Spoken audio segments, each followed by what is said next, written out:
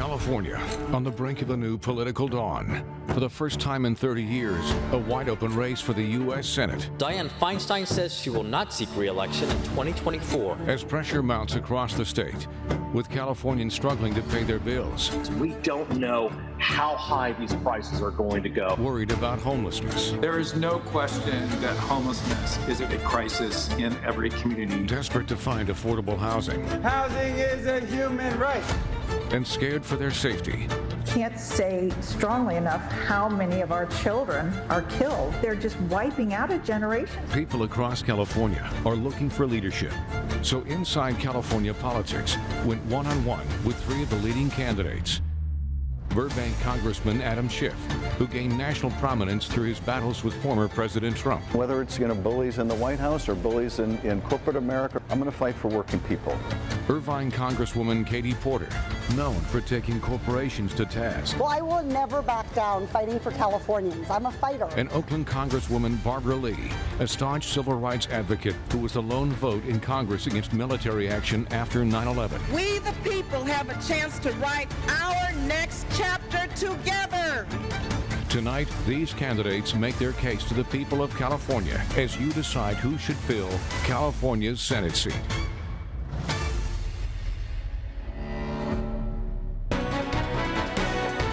Broadcasting across the Golden State, this is Inside California Politics. Thanks for joining us for this special edition of Inside California Politics, the race for the Senate. I'm Frank Buckley. And I'm Nikki Lorenzo. We are on the verge of a momentous change here in California. For the first time since 1992, someone other than Dianne Feinstein will represent the state in the United States Senate. Senator Feinstein is a political icon within the state. At one time, she chaired the powerful Appropriations and Intelligence Committees. She was also seen as a strong advocate for the environment and LGBTQ+ issues. But in recent years, health issues have led to questions surrounding her fitness to serve. Ultimately, she decided to retire earlier this year after her term ends. Over the next hour, we'll introduce you to the top 3 candidates, according to our new exclusive polling, who are running to replace Senator Feinstein. They are Democratic congressional members Katie Porter from Irvine, Adam Schiff from Burbank, and Barbara Lee from Oakland. Our Inside California Politics Emerson College poll revealed in June the 3 were the current favorites among California voters. That poll suggests that Schiff and Porter are in a statistical tie at the top. Schiff is at 14.5%, Porter at 14.2%. Barbara Lee is in third in the race, with just about 6% of respondents choosing her. The big story out of that poll, nearly half of respondents remain undecided on who they plan to vote for. Frank and I conducted interviews with all 3 of these candidates across California, discussing some of the most pressing issues facing our state. We begin with Orange County Congresswoman Katie Porter. The Irvine progressive is seen as a rising star within the Democratic Party after having come in with the blue wave of congressional Democrats in 2018. Porter was also the first prominent Democrat to enter the race, making her announcement before Senator Dianne Feinstein announced her retirement. Recently, I met up with her at a park in Los Angeles County as she was in between campaign stops to discuss her campaign and where she stands on key issues facing Californians. Here's my conversation with Congresswoman Katie Porter. You're known for your very direct whiteboard questioning of corporate executives and others in power. Those moments have often gone viral. What do you say to critics who say these are just attention-seeking performances, that they don't result in legislation or change? Is there legislation that you have sponsored, that has passed, that has changed the lives of your constituents? What are you most proud of when it comes to your legislative accomplishment? Let me give you an example of a whiteboard moment that I think was tremendously helpful to millions and millions of Americans. When I questioned the director of the Centers for Disease Control during the early days of the COVID pandemic, I pushed and pushed, asking again and again until I got the director to yes, that COVID testing would be free.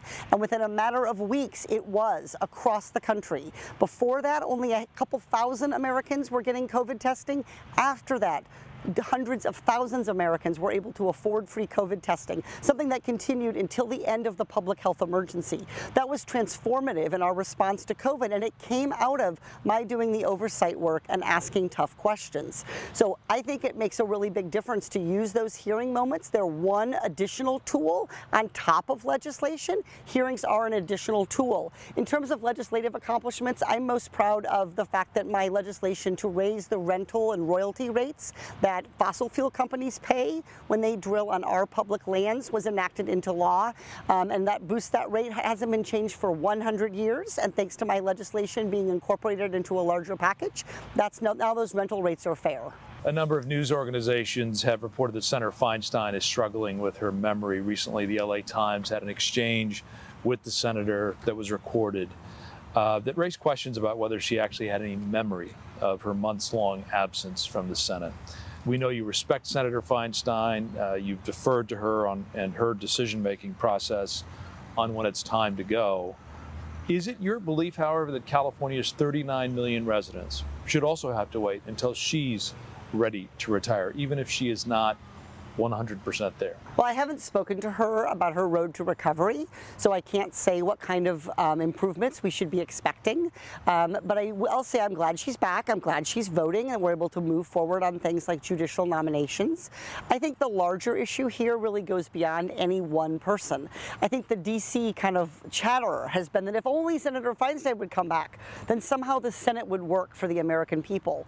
And that's just not true. The Senate hasn't been working for quite some time. And I say that to you as someone who was elected in 2018, who passed things like gun violence prevention, the Equality Act for LGBTQ rights, campaign finance reform, and all of those things went to a Senate where there were all of the members present and they died. And all of these things that have incredible bipartisan support didn't get across the finish line. So while I wish Senator Feinstein well, and I hope that she continues to recover and makes progress, at the end of the day, the larger structural issue is that our Senate isn't delivering for the American people. It's not about any one senator. It's about an institution that needs to be shaken up.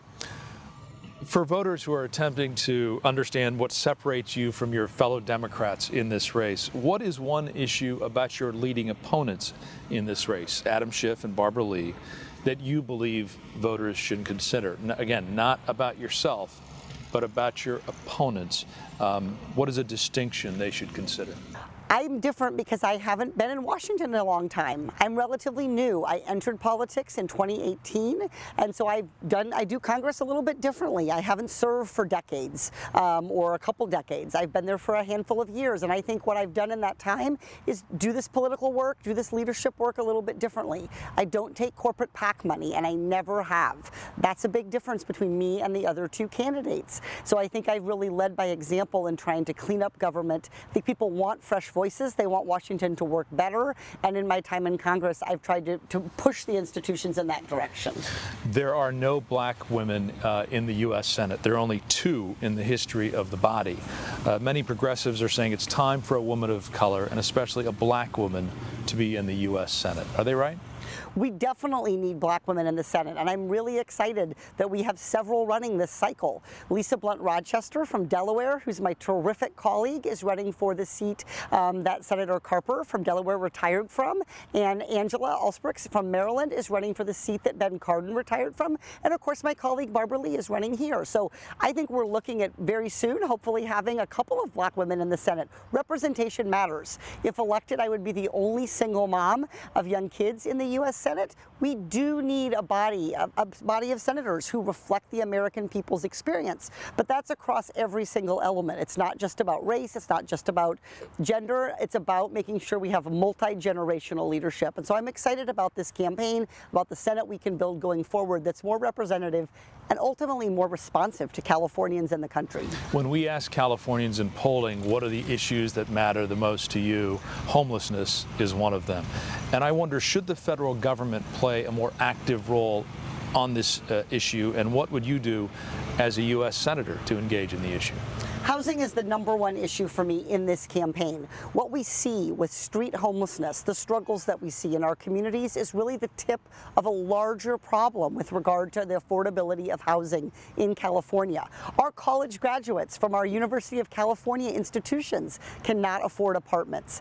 The path to buying a house and to be able to have financial security here in California has become much more difficult. Housing is the biggest challenge facing Californians. That's what I hear when I knock doors, and I've knocked a lot of them in 3 tough competitive races. So I think the federal government needs to lean into housing. We need to be willing to step up to tackle the biggest problems facing Californians. So yes, it's more investment in homelessness and homelessness prevention and permanent supportive housing, but it's also investment in things like Section 8 vouchers so that everyone who qualifies for one can actually receive one, and it's leveraging the federal government efforts to provide more private market housing for people, including more opportunities for senior housing and housing for people with disabilities. Another issue that comes up in polling is the economy. Let's talk about California. 3rd highest rate of unemployment in the U.S., 2nd highest median home sales price in the nation. We have the highest gas prices in America. If you're elected senator, what specific actions would you take to address those concerns? Well, my background is in economic issues and in consumer protection, and this is something I'm really passionate about. I will tell you, Republican, Democrat, Independent, young, old, white, brown, black, I have never met the Californian that didn't want us to have a strong and thriving economy. So part of this is tackling the cost of housing. That has to be a major thing that we invest in California, and we hear it not just from families, we hear it from businesses who are saying they're struggling to recruit sometimes talent to California because of the cost of housing. One of the things I would push for is continued investment in green energy and in climate resilience. This is the fastest growing area of jobs in California. We have led the way on environmental protection, and that should translate into decades of good, high-paying jobs here in California as we lead the green energy revolution, not just in the United States, but around the world. Representative Adam Schiff is ahead of you in fundraising and is pulling away in the most recent reporting period. You refuse Corporate Political Action Committee monies and donations from, as you've put it, big oil, big banks, and big pharma. Does that limit your ability to run an effective statewide campaign in California? And what do you say to those who publicly expressed concern about this reporting period, about your fundraising capabilities compared to Congressman Schiff? Here's the facts. Last cycle, in the 2022 election cycle, Katie Porter, I was the highest Democratic fundraiser in the House of Representatives, period. Higher than Speaker Pelosi, higher than Adam Schiff, higher than everybody. I know how to raise money, and I'm proud to have been the highest fundraiser, doing it with grassroots contributions, not taking money not only from corporate PACs, refusing contributions from federal lobbyists, making sure that we have a campaign that is about the people. I'm very confident that over the time we'll build the fundraising back to be able to compete in a statewide race. In November, you defeated your Republican opponent, Scott Baugh, to earn re-election. Democrats, as you mentioned, from around the country rallied to your side. You won a very close election by just over 8,000 votes. Now you're hoping to vacate that seat to run for the U.S. Senate. What do you say to your constituents and other Democrats who came to your side that are worried that you will leave your district vulnerable to being flipped after such a hard-fought race? Well, the reality is that we've done the work in Orange County to register voters, to engage them, to turn them out, and to create a very different political environment than in the past. So we now have more registered Democrats than Republicans in Orange County, and in the 47th Congressional District that I currently represent, in 2020 this district voted for President Biden by 11 points. This is a strong Biden district. With Biden back on the ballot, the candidates are going to have to do what I did. They're going to have to do the work. They're going to have to knock the doors. They're going to have to raise the money. But last cycle was particularly challenging because of the new district lines following the census. And that meant I had to introduce myself to hundreds of thousands of new voters. This is different this time because the district lines have been drawn. Everyone knows what communities they have to talk to and what their path to winning is going to be. You live in University Hills. It's a community built by UC Irvine to help employees to buy homes at below market prices. As a professor at UCI, you bought one of those homes, and you've remained in it even as you've been on a leave of absence for 4.5 years. If you are elected senator, that could become a 10-year leave of absence. Is it your intention to stay in that home if you're elected? Is that fair to other university employees who are actually working at the school now who haven't been able to buy one of these homes? What I'm going to do is what I've done, which is continue to follow university policy to the letter. University policy provides that you may take an unpaid leave of absence. There is no limit on the length so long as it is unpaid. I will not seek any additional leaves of absence for the Senate. My leave of absence will expire at the end of my time of service with the House of Representatives. So you will be giving up the House at that point? That is not how the rules work. The rules provide that you can stay in the House under a number of different circumstances. A leave of absence is one, a retirement from the university is another. So I will make that decision when the time comes, whether I am seeking to retire and take emeritus status as a professor, whether I'm going to continue teaching. I'm going to see what the future holds, but I will not be seeking any more leaves of absence. Next on Inside California Politics, the race for the Senate, my conversation with Oakland Congresswoman Barbara Lee. I know how to legislate, I know how to appropriate, and I know how to negotiate. How her background and progressive values are both fueling her self-proclaimed underdog campaign. And later, hear from Congressman Adam Schiff, who explains what he thinks sets him apart from his Democratic rivals. That and more coming up on this special edition of Inside California Politics, the race for the Senate.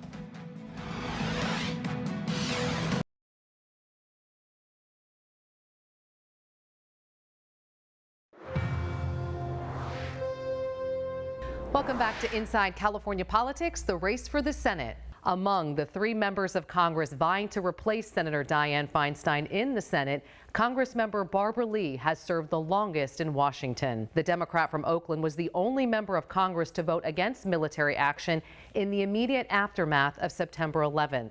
And in her time in public service has gained the reputation as a progressive force in D.C. I spent some time recently with Representative Lee at her alma mater, Mills College in Oakland, for a wide-ranging discussion. Here is my conversation. Congressmember Lee, we're here at Mills College. You were a student here in the 70s, single mom on welfare. You would bring your kids to class with you because you couldn't afford childcare. Did you ever think that you would be back here one day talking about a run for the United States Senate? I never imagined this, first of all, that I would be an elected official. That was not my goal. I didn't go to Ivy League colleges or universities because I really wanted to attend a women's college, and I knew that the curriculum and the academic curriculum as well as the support I would receive for being a single mom on public assistance was much greater than I would have received on the East Coast at an Ivy League school. So that's why I chose Mills. Well, obviously we are here right now having this conversation because the Senate seat held by current Senator Dianne Feinstein is going to be vacated at the end of her term.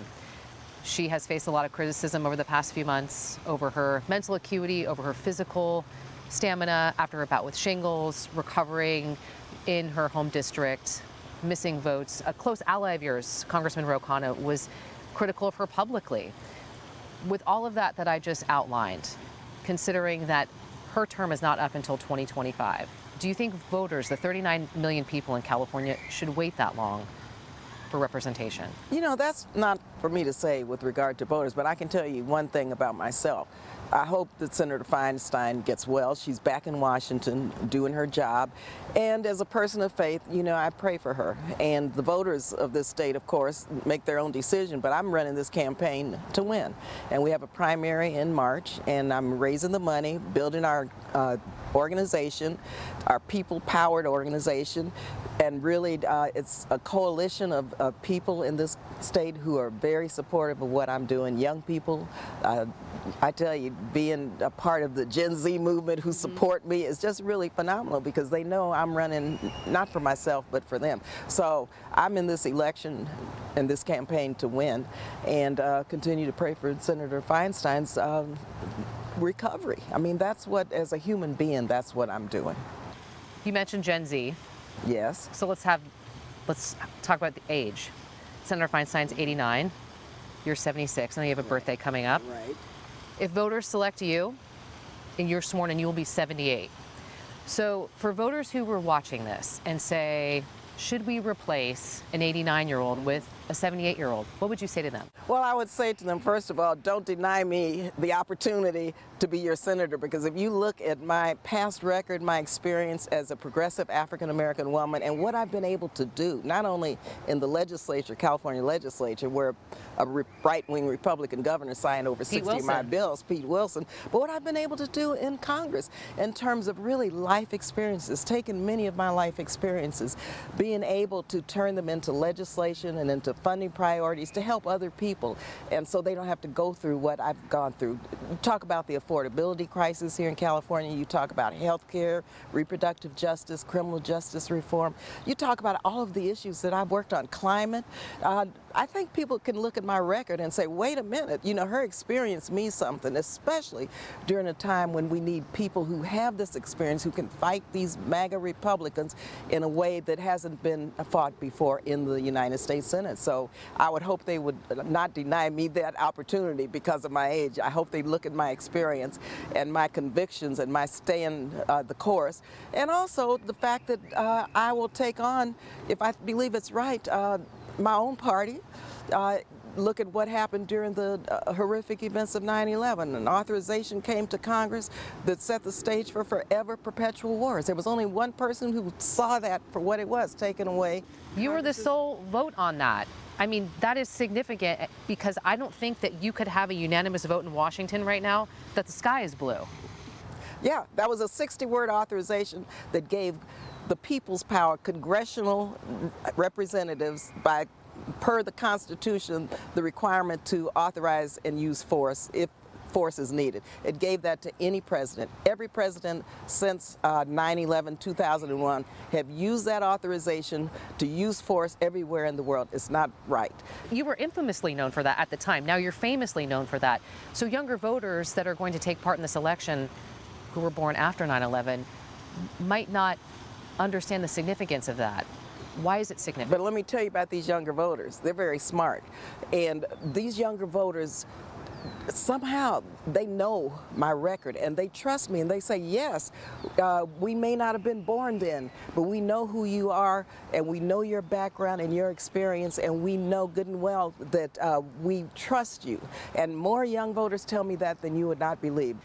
Let's talk representation. There have only been 2 black women, as you know, who have served in the Senate. You're trying to change that right now. Your Democratic colleagues who are running in this race recognize the fact that representation is important, and they say we do need more black women in the Senate. But of course, they believe they are the best candidate for voters to choose. Why is your voice needed, and how will you represent all Californians, not just members of the black community? Well, first of all, it's 2 African-American women since the first House and Senate went into session, and that's 1789, okay? 2 African-American women who, since 1789 have served a total of 10 years. Now, imagine the perspective, the experience of black women. We're known for fighting not only for our community or for women, but for everyone. Everyone deserves a seat at the table. I was the first vice chair of the Equality Caucus. I fought like you would not believe for marriage equality, for human rights, for the LGBTQ+ community. I fought so much for the disability community. I have fought for young people. I have fought for people of color, for white people, for Native Americans, for the Latino community, for the AAPI community, because when you lift one, you lift everyone. And so there's no way anyone can say that if they look at my experience and what I have done, can they say that I would not represent them? Because Shirley Chisholm said, if you don't have a seat at the table, bring a folding chair. Well, I want to bring that chair for everybody to stay, to have a seat at that table. And that's how black women are. We fight for everyone. And you can look at African-American women's history in this country. It hasn't just been the struggle for freedom for black women. It's been for everyone. And I hope the voters understand that strengthens the country. That makes America one step closer to living up to its creed of liberty and justice for all. Not to have the lens and the perspective of black women in the Senate, it's a shame and disgrace. So I want to ask about you and your opponents, leading Democratic opponents. It's been said that there's not a lot of daylight between you 3 in terms of ideology and voting records. And We're having this conversation so people can learn more about all of you. Our polling shows that 40% of voters are undecided in this race, so they're still getting to know all of you folks right now. So what separates you from Congressman Schiff and Congressman Porter? How is your vision for California different from theirs? Well, my vision for California is a vision that I have based on my life experiences, first of all, and based on what this country needs and what our state especially needs in terms of first making life better for everybody. When you look at inflation, when you look at the affordability crisis, when you look at inequality in this state, 20 million people here in California are one paycheck away from poverty. I've been fighting for years and years and years to lift people out of poverty. You don't hear people in the House or the Senate, now in the House more so because I've established the Poverty and Opportunity Task Force. But in the Senate, who's talking about poverty? Who's talking about inequality? Who's seeing these people who are one paycheck away from poverty? And believe you me, my experience as somebody who was on public assistance and my experience both in the legislature and now in Congress in terms of fighting for people so that they can afford to live in this golden state, so many don't have that opportunity. That's one thing I'm fighting for in my campaign and will work on in the Senate. And I hope that people understand in this state that that's a big issue for me. Secondly, when you look at the climate crisis, I've been an environmentalist from day one because of the life I lived in El Paso. And on environmental justice, there's nobody who can fight for and has fought for communities of color and for the climate crisis to be broadened to include environmental injustices throughout the state. And so my record speaks for itself on that. And then when you look at housing, when you look at people who are unsheltered and living on the streets, come on, you know, I was unsheltered for a while and I know that experience. And so I want to make sure that we have a way to look at housing, the Senate lead on this, where we have a comprehensive strategy to first keep people from being evicted. Senator Padilla and I are working on a bill that I introduced, the Deposit Act, which provides for security deposits. So many people are on the streets because they can't afford the $5,000 or $6,000 security deposits. We're working on that now, but we have to keep people and have policies to keep people from being evicted. If they're evicted, we have to get them off the streets quickly, provide the wraparound services, make sure their children have safe shelter and can go to the school and be stable, and then get them into permanent housing, which requires job training, mental health services, health care, you know, the whole continuum. And then in California, so many young people can't even dream of home ownership because they will not be able to afford to purchase a home. And you know, the pathway into the middle class and lifting oneself out of poverty is primarily through equity in a home. And we don't play in the stock market, you know, Wall Street. Come on.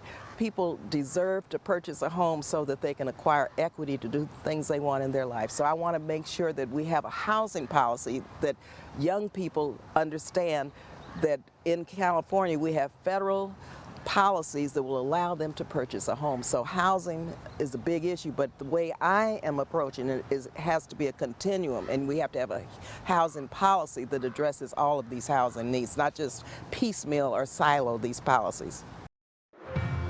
Next on Inside California Politics, the race for the Senate. Adam Schiff addresses critics who claim that he's a centrist, not a true progressive. The things that I deliver for Californians demonstrate I'm a progressive who delivers. My conversation with the Burbank Democrat is coming up next.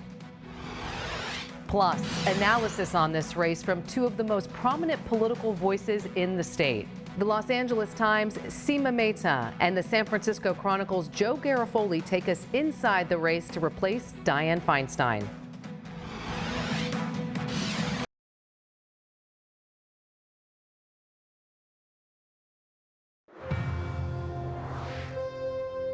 Welcome back to this special edition of Inside California Politics, the race for the Senate. You've heard from Congress members Porter and Lee. We now turn to the candidate with 15% support in our new Inside California Politics Emerson College poll, Congressman Adam Schiff. The Democrat has served in Congress since 2000, and before that, he served in the California legislature here in Sacramento. Schiff rose to national prominence in recent years through his role as chair of the House Intelligence Committee, as well as serving as an impeachment manager during former President Trump's first impeachment trial. Schiff also played a key role on the January 6th committee, investigating the former president's alleged role in the Capitol riot. I recently spent some time with Congressman Schiff and his wife Eve at a park in his district in the city of Burbank. Here's my conversation with Congressman Adam Schiff. A number of news organizations have reported that Senator Feinstein has been struggling with her memory. Recently, the LA Times had an exchange with her that was recorded that raised some questions about whether she actually had any memory of her months-long absence from the Senate. We know you respect Senator Feinstein, and you've indicated you will defer to her own decision-making as to when it's time to retire. Is it your belief, however, that California's 39 million residents should also wait until she's ready to make that announcement, even if she is not 100% there? Well, I think at the end of the day, she's going to make that decision based on her health, what she thinks is best for the state of California. I don't think anyone can make that decision for her. I'm glad that she's back. I'm glad that she's confirming judges. Count me in the category of skeptics who don't believe that if she were to leave, Republicans would ever appoint someone to sit in that Judiciary Committee seat and confirm judges. So the only way judges are going to get confirmed is if she's there. But at the end of the day, this is a decision that she will need to make about what she thinks is best for California. For voters who are attempting to understand the differences between the leading Democrats who are running, what is one issue about your leading opponents, Katie Porter and Barbara Lee, that you believe voters should consider? Again, not about yourself, but something about your opponents that voters should consider. Well, I'm not campaigning against them. I'm making the case for myself. And, while we're very similar on policy issues, I think my record of accomplishment for the state of California, of delivering things, of bringing back millions to find shelter for the homeless, building light rail for Californians, building an early earthquake warning system, passing legislation to update our textbooks in schools. These are things, concrete accomplishments, achievements that set me apart. And the other thing I think that really distinguishes me in the field is leadership. Our democracy has been at deep risk in the last decade. One of us has played a central role in fighting this lurch towards authoritarianism and defending our democracy. And I think both the combination of leadership and getting results for Californians is why Speaker Pelosi has endorsed me, but also more than half of the California members of Congress have weighed in as to one of their colleagues, which is very unusual, but it's because they want the same thing Californians want, which is at the end of the day, they want someone in the Senate who will get things done for California. There are no black women in the U.S. Senate. There are only 2 in the history of the body. Many progressives are saying now is the time for a woman of color, and specifically a black woman in the U.S. Senate. Are they right? I think there's certainly a valid issue about representation in the Senate, and I think voters will consider that, and I think they should consider that. I've been proud to go around the country helping to elect a very diverse set of candidates to the House and Senate, so this is important. But I also think voters will consider and should consider what are the candidates' track records, what's their record of accomplishment, what's the record of leadership, what will they bring, and I'm confident voters will make the right decision about what's most important to them. At the end of the day, I think voters will decide what's most important to them is having someone in the Senate who can get things done for them, who can bring down the high cost of housing, that can help address this homelessness scourge, that can attack the fentanyl problem. These are the kind of bread and butter issues Californians are raising with me, and they want something done about it, and they want someone who will do it. Let me ask you about one of those issues that you brought up. The polling shows that homelessness is one of the top priorities, one of the top issues on the minds of Californians.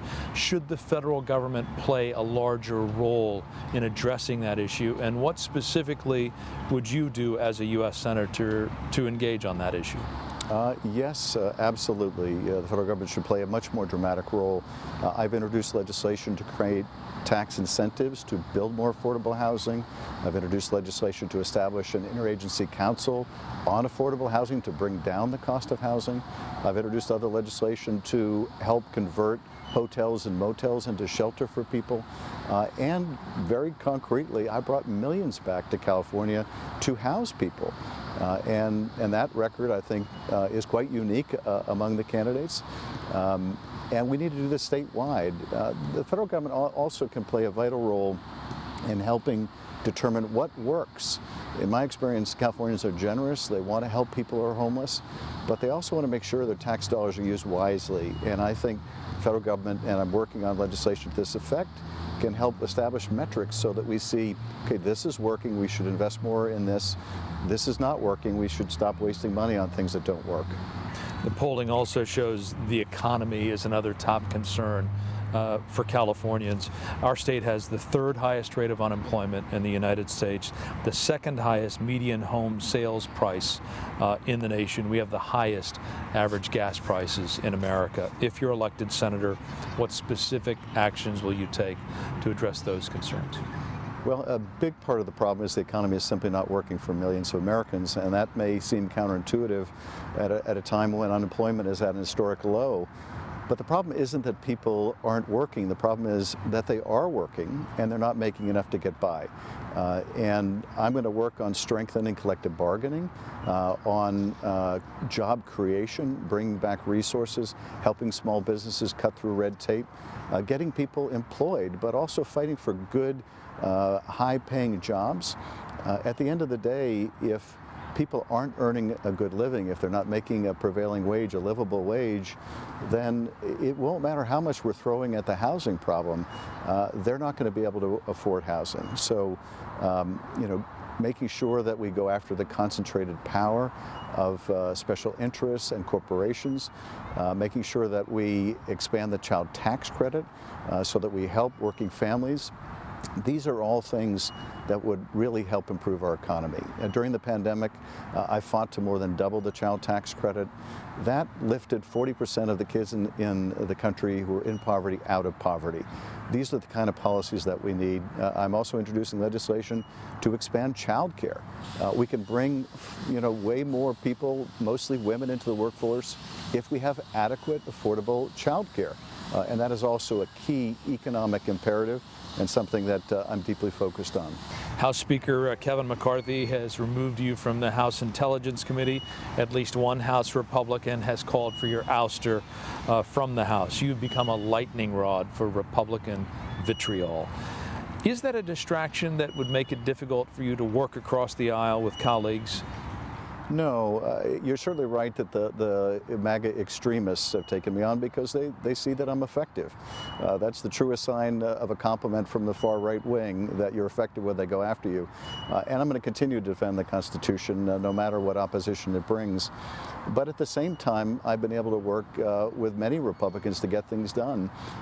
For years, I worked closely with a very conservative Texan to deliver science funding for California. I've worked with others to deliver light rail for California. Even during the midst of the most vehement disagreements I had with Devin Nunes, for example, we got our annual intelligence bills done each and every year. Sometimes you have to compartmentalize your differences and get things done. And that's what I've done.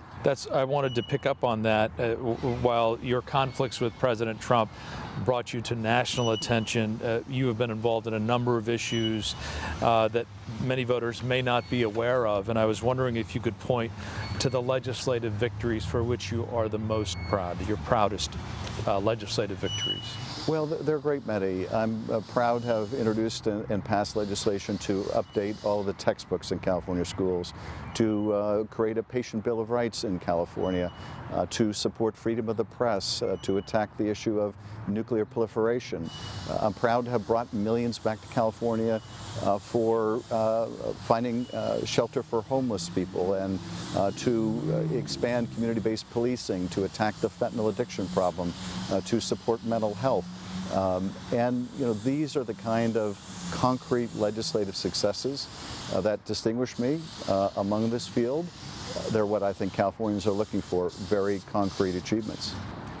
Katie Porter refuses donations from corporate political action committees, from federal lobbyists, and executives who work, as she puts it, in big banks, big oil, and big pharma.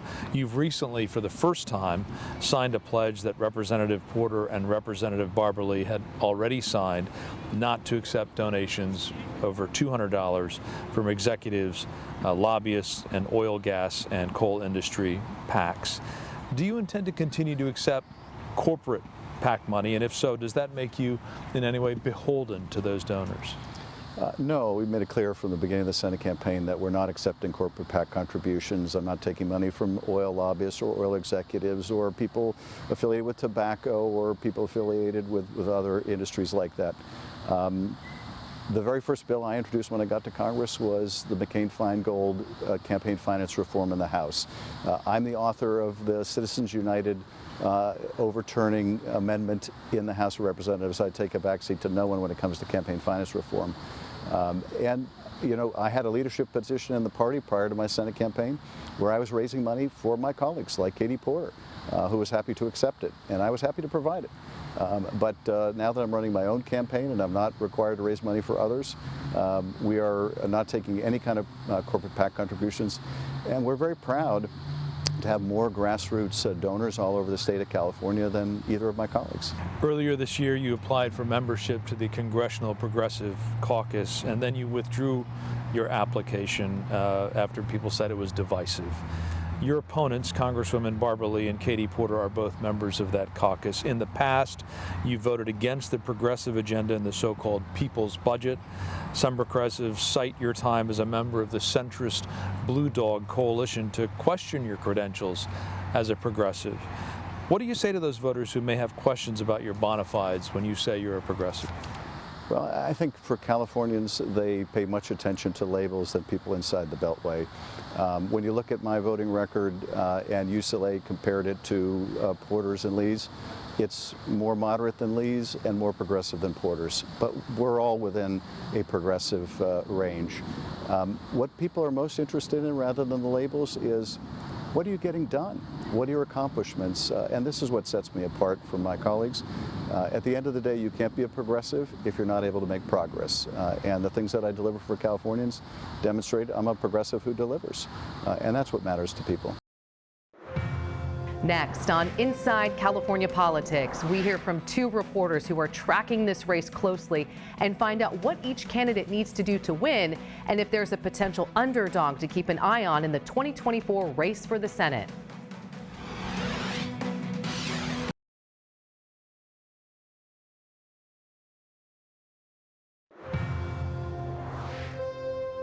Welcome back to Inside California Politics, the race for the Senate. You heard from the candidates. Now it's time for analysis. For more on where the race stands, here's my conversation with San Francisco Chronicle senior political reporter Joe Garofoli and Los Angeles Times political writer Seema Mehta. Seema, Joe, we have a little bit of time before the March primary, 9 months. We're talking in late June, but I just want to get your assessment. As we sit right now, it looks like it's Porter and Schiff at the top in this U.S. Senate race, Joe, and Barbara Lee trailing. Do you see that changing?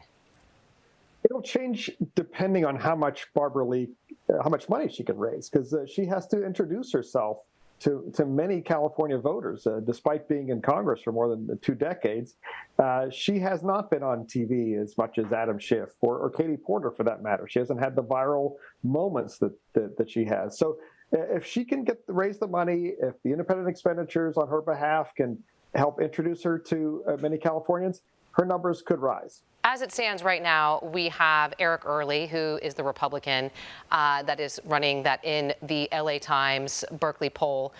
He came in first in our Emerson College Inside California Politics poll. His numbers were different. They were lower at 2%. But Seema, you had some reporting on Dodgers Padres great Steve Garvey entering the race. We're hearing that his announcement could come in the coming weeks. Do you see that changing this up and these Democrats having to fight to run, their race for the primary instead of the general election, because we could see a Republican and a Democrat? Right. I do think him entering, Steve Garvey potentially entering the race could be a game changer, just because there are so many people, and especially the people who vote. The people voters who are a little bit older, voters in LA, voters in San Diego, who remember him, who sort of lionize him.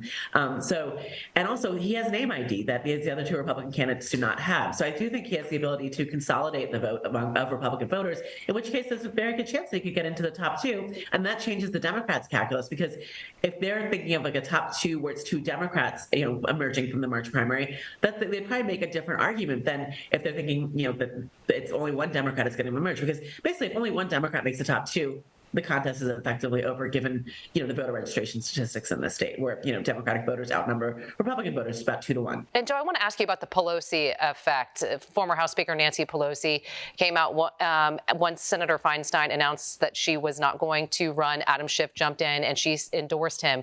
How much does that come into play in the Bay Area among voters there? Well, I'll tell you one thing. Schiff mentions it usually about 30 seconds after he starts speaking.